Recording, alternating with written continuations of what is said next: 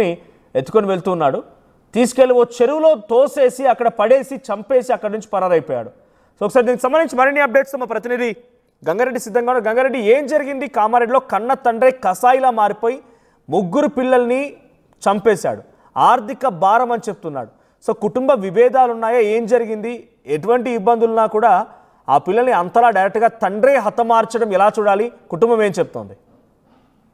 మనోజ్, కామారెడ్డి పట్టణంలో RB Nagar colony నివాసం ఉంటున్న ఏదైతే ఇస్మాయిల్ అదే వారి పిల్లలతో సహా కుటుంబ సభ్యులతో నివాసం ఉంటున్నాడో అక్కడ ఆర్థిక భారం మోయలేకనే ముగ్గురు ఆడపిల్లలను ఈ చెరువులో ఏదైతే మన కామారెడ్డి పట్టణంలోని ఈ పెద్ద చెరువు ఇక్కడ మనం చూడొచ్చు.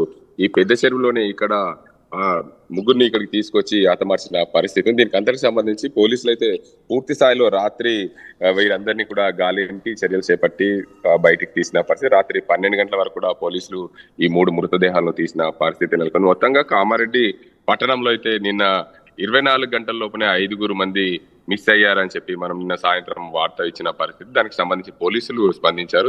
స్పందించిన నేపథ్యంలో వీరందరూ కూడా ఎటు మిస్ అయ్యారనే కోణంలో కూడా పోలీసులు పూర్తి స్థాయిలో గాలింపు చర్యలు చేపట్టారు. 3 బృందాలుగా విభజించారు. అందులో సీసీ ఫుటేజ్లన్నీ కూడా పరిశీలించిన తర్వాత తండ్రే తన పిల్లలను ఆటోలో ఎక్కించుకొని గ్రామ చివరి వరకు కూడా తీసుకొచ్చి చంపేసినట్లు సీసీ ఫుటేజ్ లో నిర్ధారణ. దీనికి అంతకు సంబంధించి అర్ధరాత్రి వరకు హయత్ మరియం ఇద్దరు మృతదేహాలు కూడా లభ్యమై తర్వాత 2 గంటల రాత్రి వరకు శ్రీపద్ మృతదేహం కూడా లభించింది. దీనికి అంతకు సంబంధించి ఈ మృతదేహాలను పూర్తిగా అయితే పోలీసులు